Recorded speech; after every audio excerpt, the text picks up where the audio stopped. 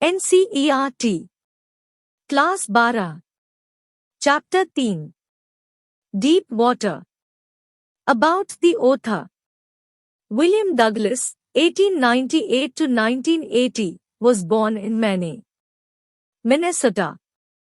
After graduating with a Bachelor's of Arts in English and Economics, he spent 2 years teaching high school in Yakima. However, he got tired of this and decided to pursue a legal career. He met Franklin D. Roosevelt at Yale and became an advisor and friend to the president. Douglas was a leading advocate of individual rights.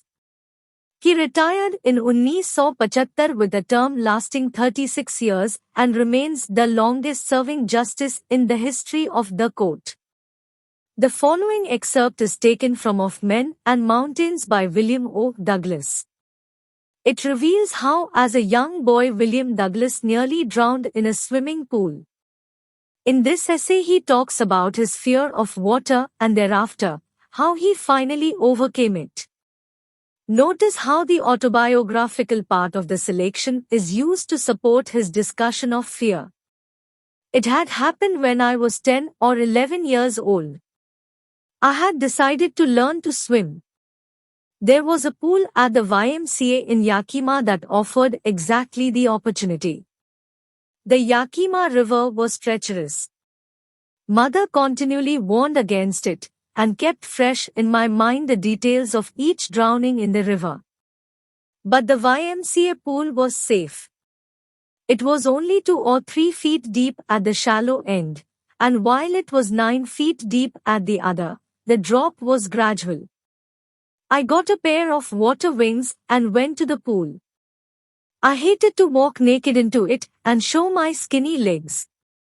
But I subdued my pride and did it. From the beginning, however, I had an aversion to the water when I was in it. This started when I was 3 or 4 years old and father took me to the beach in California. He and I stood together in the surf. I hung on to him, yet the waves knocked me down and swept over me. I was buried in water. My breath was gone. I was frightened.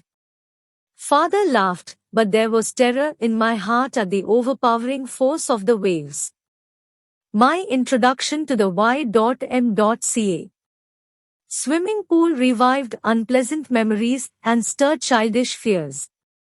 But in a little while I gathered confidence. I paddled with my new water wings, watching the other boys and trying to learn by aping them.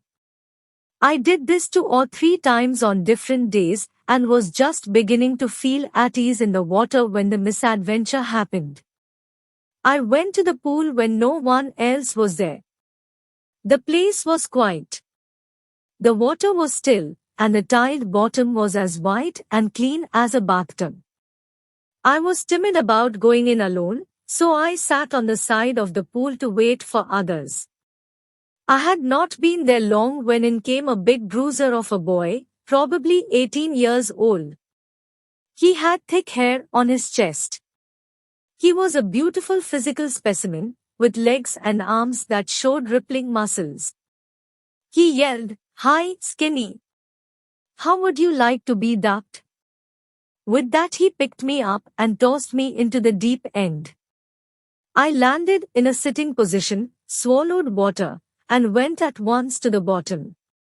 I was frightened, but not yet frightened out of my wits.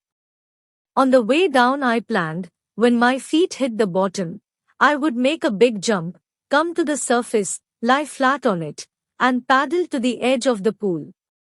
It seemed a long way down. Those 9 feet were more like 90, and before I touched bottom my lungs were ready to burst. But when my feet hit bottom I summoned all my strength and made what I thought was a great spring upwards. I imagined I would bog to the surface like a cork. Instead, I came up slowly. I opened my eyes and saw nothing but water that had a dirty yellow tinge to it. I grew panicky. I reached up as if to grab a rope and my hands clutched only at water. I was suffocating. I tried to yell but no sound came out. Then my eyes and nose came out of the water but not my mouth. I flailed at the surface of the water, swallowed and choked. I tried to bring my legs up, but they hung as dead weights, paralyzed and rigid. A great force was pulling me under. I screamed, but only the water heard me. I had started on the long journey back to the bottom of the pool. I struck at the water as I went down, expending my strength as one in a nightmare fights an irresistible force. I had lost all my breath. My lungs ached, my head throbbed. I was getting dizzy. But I remembered the strategy. I would spring from the bottom of the pool and come like a cork to the surface. I would lie flat on the water, strike out with my arms, and thrash with my legs. Then I would get to the edge of the pool and be safe. I went down, down, endlessly. I opened my eyes. Nothing but water with a yellow dark water that one could not see through. And then sheer, stark terror seized me, terror that knows no understanding, terror that knows no control, terror that no one can understand who has not experienced it. I was shrieking underwater. I was paralyzed underwater, stiff, rigid with fear. Even the screams in my throat were frozen. Only my heart, and the pounding in my head, said that I was still alive. And then in the midst of the terror came a touch of reason. I must remember to jump when I hit the bottom. At last I felt the tiles under me. My toes reached out as if to grab them. I jumped with everything I had. But the jump made no difference. The water was still around me. I looked for ropes, ladders, water wings. Nothing but water. A mass of yellow water held me. Stark terror took an even deeper hold on me, like a great charge of electricity. I shook and trembled with fright. My arms wouldn't move. My legs wouldn't move. I tried to call for help, to call for mother. Nothing happened. And then, strangely, there was light. I was coming out of the awful yellow water. At least my eyes were.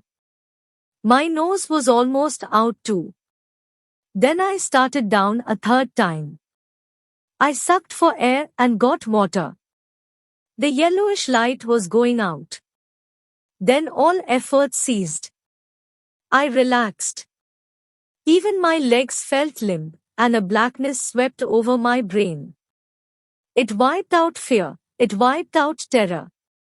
There was no more panic. It was quiet and peaceful. Nothing to be afraid of. This is nice, to be drowsy, to go to sleep, no need to jump, too tired to jump. It's nice to be carried gently, to float along in space, tender arms around me, tender arms like mother's. Now I must go to sleep. I crossed to oblivion, and the curtain of life fell. The next I remember, I was lying on my stomach beside the pool, vomiting. The chap that threw me in was saying, but I was only fooling. Someone said, the kid nearly died. Be all right now. Let's carry him to the locker room. Several hours later, I walked home. I was weak and trembling. I shook and cried when I lay on my bed. I couldn't eat that night. For days a haunting fear was in my heart. The slightest exertion upset me, making me wobbly in the knees and sick to my stomach. I never went back to the pool. I feared water. I avoided it whenever I could. A few years later, when I came to know the waters of the Cascades, I wanted to get into them. And whenever I did, whether I was wading the Titan or bumping river or bathing in warm lake of the Goat Rocks, the terror that had seized me in the pool would come back. It would take possession of me completely. My legs would become paralyzed. Icy horror would grab my heart. This handicap stayed with me as the years rolled by. In canoes on many lakes fishing for landlocked salmon, bass fishing in New Hampshire, trout fishing on the Deschutes and Metolius in Oregon, fishing for salmon on the Columbia, at Bumping Lake in the Cascades, wherever I went, the haunting fear of the water followed me. It ruined my fishing trips, deprived me of the joy of canoeing, boating, and swimming. I used every way I knew to overcome this fear, but it held me firmly in its grip. Finally, one October, I decided to get an instructor and learn to swim. I went to a pool and practiced 5 days a week, an hour each day. The instructor put a belt around me. A rope attached to the belt went through a pulley that ran on an overhead cable. He held on to the end of the rope, and we went back and forth across the pool, hour after hour, day after day, week after week. On each trip across the pool, a bit of the panic seized me. Each time the instructor relaxed his hold on the rope and I went under, some of the old terror returned and my legs froze. It was 3 months before the tension began to slack. Then he taught me to put my face under water and exhale, and to raise my nose and inhale. I repeated the exercise hundreds of times. Bit by bit I shed part of the panic that seized me when my head went under water. Next he held me at the side of the pool and had me kick with my legs.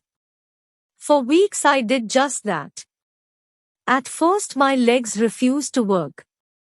But they gradually relaxed, and finally I could command them. Thus, piece by piece, he built a swimmer. And when he had perfected each piece, he put them together into an integrated whole. In April he said, "Now you can swim. Dive off and swim the length of the pool, crawl stroke." I did. The instructor was finished. But I was not finished. I still wondered if I would be terror-stricken when I was alone in the pool. I tried it. I swam the length up and down.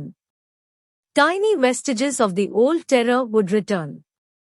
But now I could frown and say to that terror, trying to scare me, "Eh? Well, here's to you. Look." And off I'd go for another length of the pool. This went on until July. But I was still not satisfied. I was not sure that all the terror had left. So I went to Lake Wentworth in New Hampshire, dived off a dock at Triggs Island, and swam 2 miles across the lake to Stamp Act Island.